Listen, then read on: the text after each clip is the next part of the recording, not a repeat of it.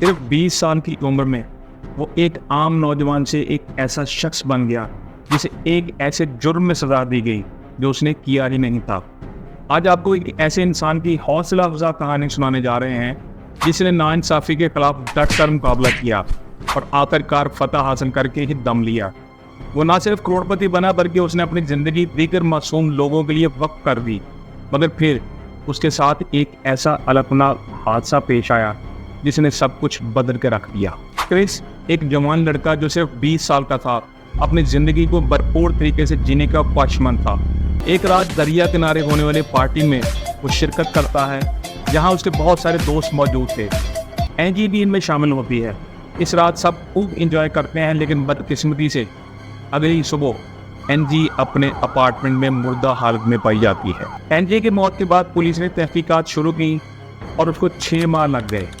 6 माह बाद क्रिस को तफ्तीश के लिए बुलाया गया क्योंकि वो भी इस पार्टी में मौजूद था जहां एंजी गई थी। पुलिस ने उसे मुश्तबा करार दिया।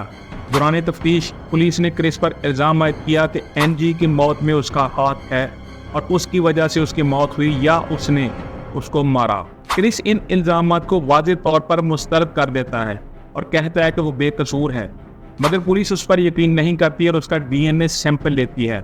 सैंपल लेने के बावजूद पुलिस उससे तफ्तीश जारी रखती है क्योंकि उन्हें यकीन था क्रिस ही मुजरिम है। हालांकि होना तो ये चाहिए था कि DNA के रिजल्ट तक पुलिस इंतज़ार करती, मगर ऐसा नहीं हुआ। शक गहरा होने पर पुलिस ने क्रिस के वारंट हासिल किए और उसे कानूनी तौर पर गिरफ्तार कर लिया गया। पुलिस उससे घंटों तफ्तीश करती है और धमकी देती है तो वह जल्द ही उसे जेल में डाल देंगे क्योंकि उनके पास बहुत सारे सबूत हैं जो जाहिर करते हैं कि क्रिस ही एंजी की मौत का जिम्मेदार है। जबकि क्रिस इन इल्ज़ामात की तरदीद करता रहा।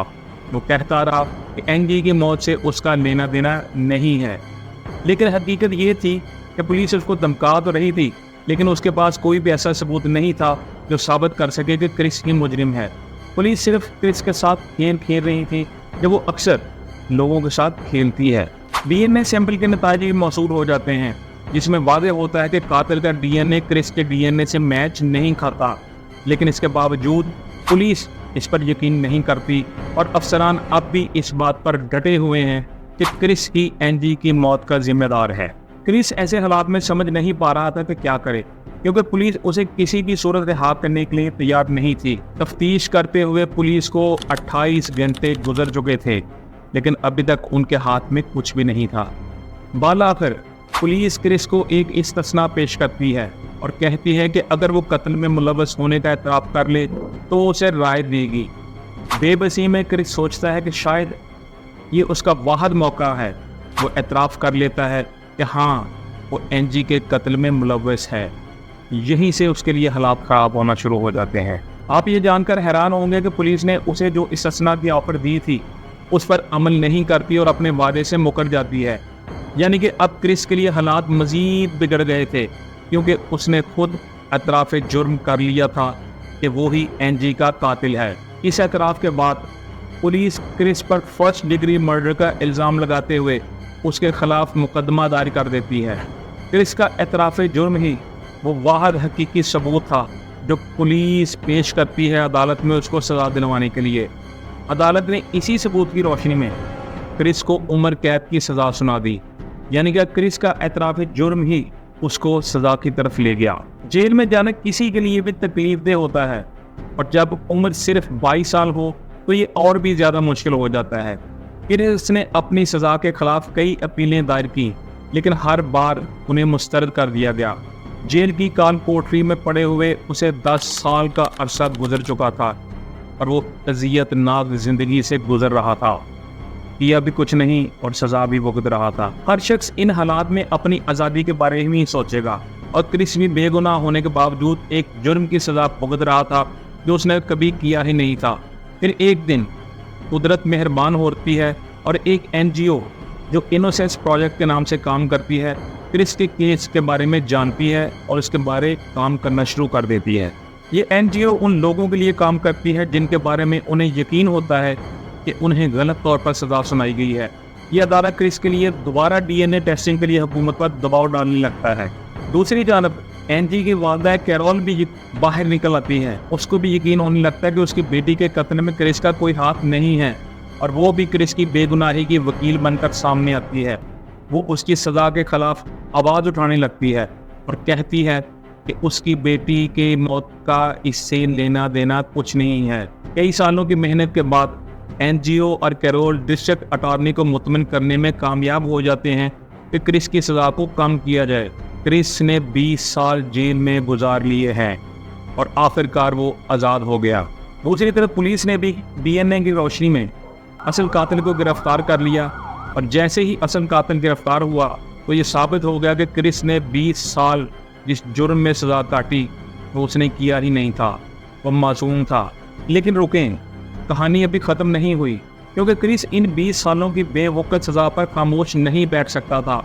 उसने क्या किया आपको बताते हैं। क्रिस ने अपनी गलत सज़ा के हवाले से वकील से मशवरा किया और रियासत के खिलाफ केस दायर कर दिया। कुछ वक्त के बाद क्रिस ने यह केस जीत लिया और उसे $11.7 मिलियन की रकम एज कंपनसेशन अदा की गई। अब जब क्रिस के पास इतनी बड़ी रकम आई तो उसने खामोश रहने की बजाय उसी एनजीओ को ज्वाइन किया जो उसका केस लड़ रही थी। वो उसमें शामिल हो गया। वो मुख्तलिफ यूनिवर्सिटियों का दौरा करने लगा, लेक्चर देने लगा और फिर उसने पूरे मुल्क का सफ़र किया ताकि दूसरे लोगों की मदद कर सके और ये यकीनी बना सके कि कोई और बेगुनाह जेल में ना सड़े, जैसा कि वो खुद 20 साल सड़ चुका था। फिर इसकी ज़िंदगी अब बहुत बेहतर हो चुकी थी। उसे आज़ाद हुए 3 साल गुजर चुके थे और फिर एक दिन उसे फैसला किया कि क्यों ना अपने दोस्तों के साथ हैलोवीन पार्टी के लिए लास वेगस जाया जाए और वहाँ पे वो अपने दोस्तों के साथ इंजॉय करे। क्रिस लास वेगस जा सकता था और खर्च कर सकता था क्योंकि उसको हुकूमत की तरफ से गलत सज़ा देने पर इतनी बड़ी रकम मिल चुकी थी। वो लास वेगस पहुंचा और अपने ग्रुप के साथ पार्टी करने लगा। पार्टी के दौरान क्रिस की नज़र एक लड़की पर पड़ती है। तब वो उसे अपनी मनशियात की पेशकश करता है। काम ऐसे लग रहा था कि वो लड़की पहले ही कुछ ड्रग्स ले रही थी। इस लड़की का ताल्लुक एक प्रो रेसलर से था जिसका नाम रेडिमर था और वो भी इस पार्टी में मौजूद था जहाँ पे क्रिस और वो लड़की भी थी। जब रेडिमर को पता चला कि क्रिस ने उसकी सौतेली बेटी को मनशियात की पेशकश की है तो वो गुस्से में आ जाता है। वो अपने आप को इस मामले में मुदाखलत करने से नहीं रोक सका और वो सोचता है कि वो ऐसा किसी सूरत नहीं होने देगा कि क्रिस उसकी बेटी को ड्रग्स दे। रेडिमर एक प्रो रेसलर होने के साथ साथ एक सियासतदान भी था और वो नेवाडा के इंतखाबात में 2 बार हिस्सा ले चुका था मगर कामयाब ना हुआ। फिर एक दिन उसने क्रिस को गिरा दिया और उसका सर एक टेबल से टकरा गया। ये उसी पार्टी के दिन वो क्रिस के साथ लड़ने झगड़ने पे आ गया। जब क्रिस ज़मीन पे गिरा तो रेडिमर ने उसे बार बार मुक्के मारे और फिर उसका गला काटना शुरू कर दिया। इस सूरत हाल को देखते हुए किसी ने फ़ौरन 911 पर कॉल की और क्रिस को अस्पताल ले जाया गया जहां वो अपनी ज़िंदगी की जंग लड़ता रहा, मगर चंद दिन बाद ही वो इस जहां से कूच कर गया। क्रिस ने 20 साल जेल में सड़ने के बाद एक आज़ाद इंसान के तौर पर सिर्फ 6 साल ही आज़ाद फ़ज़ा में गुजारे थे, लेकिन अब वो इस दुनिया में नहीं रहा। पुलिस ने इस मामले की तहकीकात की और रेडिमर के खिलाफ गिरफ्तारी के वारंट जारी कर दिए गए।